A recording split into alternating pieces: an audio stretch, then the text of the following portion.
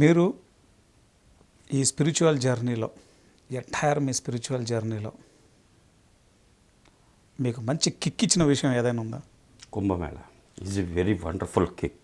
2012 అక్కడ పాల్ గారు, నేను, మహంతి రామరాజు, మా ముగ్గురు. ఇది 2012 పిరమిడ్ స్పిరిచువల్ సొసైటీస్ మూమెంట్లో ఒకనొక గొప్ప మరచిపోలేని జ్ఞాపకం అది. ఇక్కడి నుంచి కడతాల నుంచి ఒక్కడిని, ఎటువంటి పేపర్లు లేకుండా, ఎటువంటి డాక్యుమెంటేషన్ లేకుండా 20 టన్నులు సామాన్లు, పప్పులు, బియ్యాలు, ఉప్పులు, దేనికి కాగితాలు లేవు, బండికి కాగితాలు లేవు, రిసిప్ట్లు ఏమీ ఉండవు. మనం అందరి తీసుకొచ్చిన వాటి బిల్లు ఏం చూపిస్తాం, బిల్లు ఏం చూపిస్తాం, ఏమీ లేవు. ఈ సామాన్ల పేర్లు ఆడికి అనవసరం. నేను నీ పప్పు పట్టుకెళ్తాడు, ఉప్పు పట్టుకెళ్తాడు, బిల్లు ఏది, ట్యాక్స్ ఎక్కడ కట్టావు, టోల్గేట్కి ఏం కట్టావు, ప్రతి టోల్గేట్ దగ్గర ఒక రోజులో నాకు అయిపోతుంటుంది. సామాన్లు అడిగితే అడిగి ఏం చెప్తాను నేను, నాకు దగ్గర బిల్లే ఉంది. దాంట్లో 2012 ఇక్కడి నుంచి బయలుదేరుతున్నప్పుడు ఇక్కడ TV9లో రచ్చ. నేను బయలుదేరుతుంది రాత్రి 3 గంటలకు బయలుదేరాడు. ఇంకా 5వ గంటకి ఇంకా హైదరాబాద్ ఆటో నగర్ వరకు రాలేదు.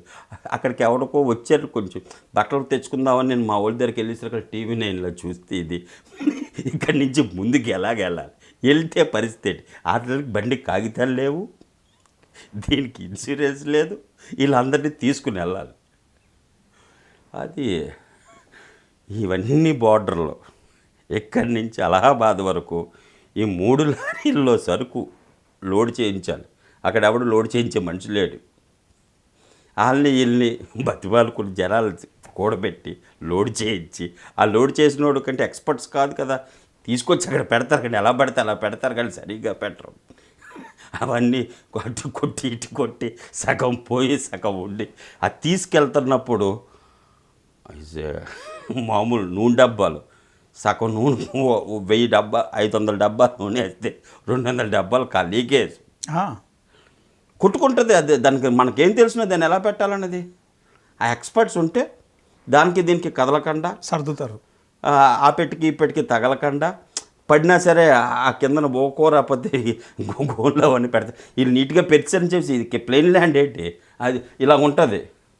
ఇలాగ ఎక్కినప్పుడు ఈ సామాన్లన్నీ ఎటు పడతాయి, ఇలా దిగుతుంది, ఈ సామాన్లు నెట్టి వెళ్తుంది, ఈ కొండవైపు ఇలా తిరుగుతుంది, ఈ సామాన్లు ఈ కొట్టుడికి ఏమవుతాయి, ఈ కొట్టుడికి నిలబడాలంటే మనకేం తెలుస్తుంది టెక్నాలజీ. ఈ సామాన్లు పట్టుకుని మళ్ళీ అక్కడికి చేర్చి అక్కడికి మళ్ళీ ఈ సామాన్లన్నీ దించి పొందుతున్నప్పుడు వచ్చిన ఆ సహస్రారం ఓపెన్ అవ్వేటట్లాగా ఉంటుంది అక్కడ పరిస్థితి. ఒక్కొక్క చెక్ పోస్టు దాటేసరికల్లా వర్షం, దాంతోపాటు మనకా తెలీదు, ఏదో ట్రైన్లో ఎక్కుతాం దిగుతాం, ఈ మధ్యలో ఉన్న చెక్ పోస్టులు ఏంటి, ఊర్లు ఏంటి మనకేంటి తెలుస్తుంది. ఎవడు ఇటు ఆపుతున్నాడో ఆడికి రూట్ ఏంటి తెలియదు. ఇప్పుడైతే గూగుల్లో మన లొకేషన్స్ పంపించుకుంటే వాట్ ఈస్ ద నెక్స్ట్ అని తెలుస్తుంది. ఇప్పుడు నెక్స్ట్ ఏటో వస్తుంది తెలియదు, ఇది ఎక్కడ ఉండాలో తెలియదు. ఇది పట్టుకెళ్ళడం is a very very kick ఇచ్చింది నా జీవితంలో.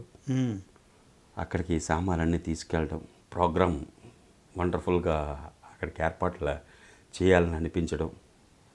అప్పుడు అనిపించింది పిఎస్ఎస్ మూమెంట్లో అక్కడ అఖాడాలు, నాగబాబాలు, మహామండలేశ్వర్లు, వీళ్ళతో పరిచయాలు. పైలట్ బాబా మొదట అక్కడే పరిచయం, సార్ని తీసుకెళ్ళింది అక్కడే. ఆయనతో ఒక పత్రిసార్ శ్రేయన్స్ పుట్టినరోజు నాడు పత్రిసార్ని, శ్రేయన్స్ని పైలట్ బాబా దగ్గర తీసుకెళ్ళి పరిచయం చేసింది కుంభమేళలో.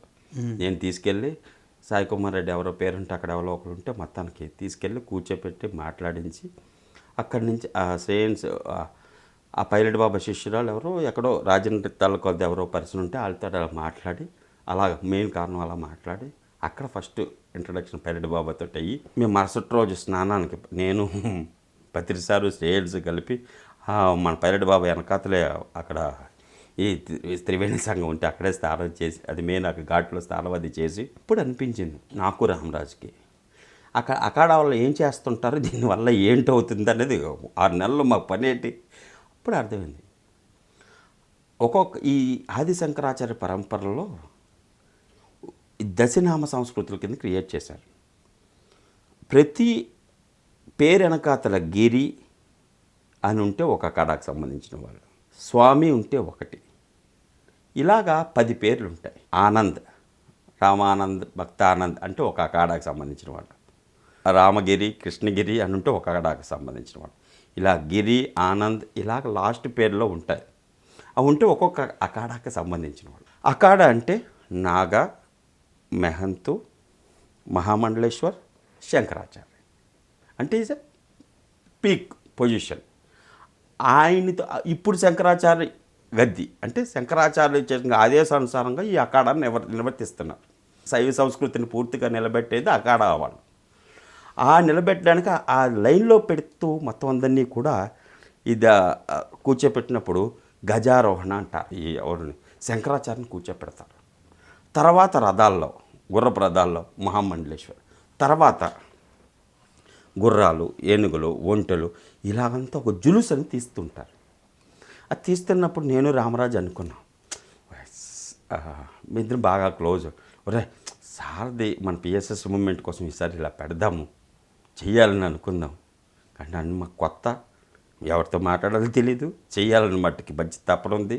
కానీ ఈసారి కుంభమేళాలో పిరమిడ్ మాస్టర్లు అందరు సహాయ సహకారాలు చేస్తే మన పిరమిడ్ స్పిరిచువల్ సొసైటీస్ తాలూకా మూమెంట్ని ఈ యొక్క జులుస్ అంటారు, ఆ జులుస్ ద్వారా మన ప్రపంచానికి, మన సనాతన ఆధ్యాత్మిక ఉన్నతానికి మనం చేస్తున్న కృషిని అంతటినీ కూడా ఆ రోజు మనం పత్రిజకి చేసుకున్న ఈ ధ్యాన నీరాజనాల్లో అర్పించుకోవచ్చు.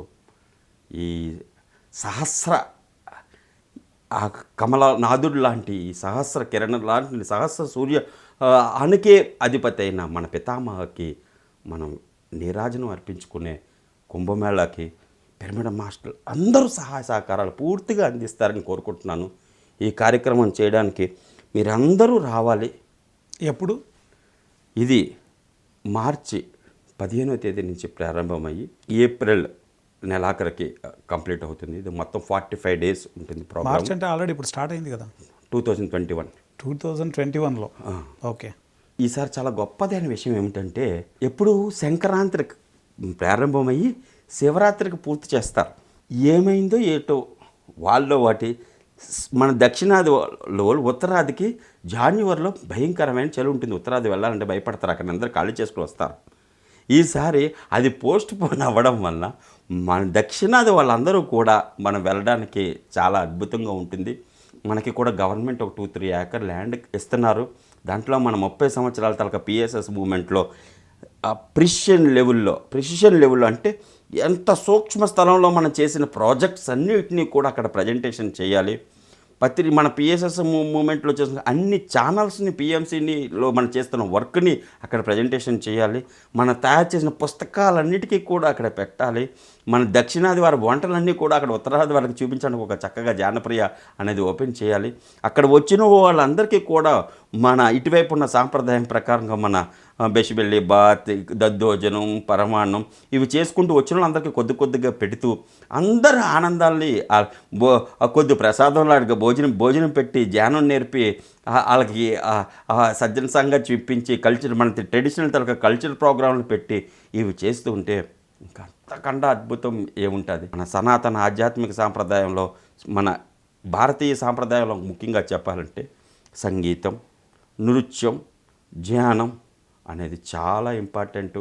ఈ మూడిటితోటి మన అక్కడికి పెద్దపీట వేసి ఆ ప్రపంచానికి అందిద్దాం. దానికి మీరందరూ సహకరిస్తే ఇంకా అద్భుతంగా చేస్తామనిపిస్తుంది స్వామి. ఓకే.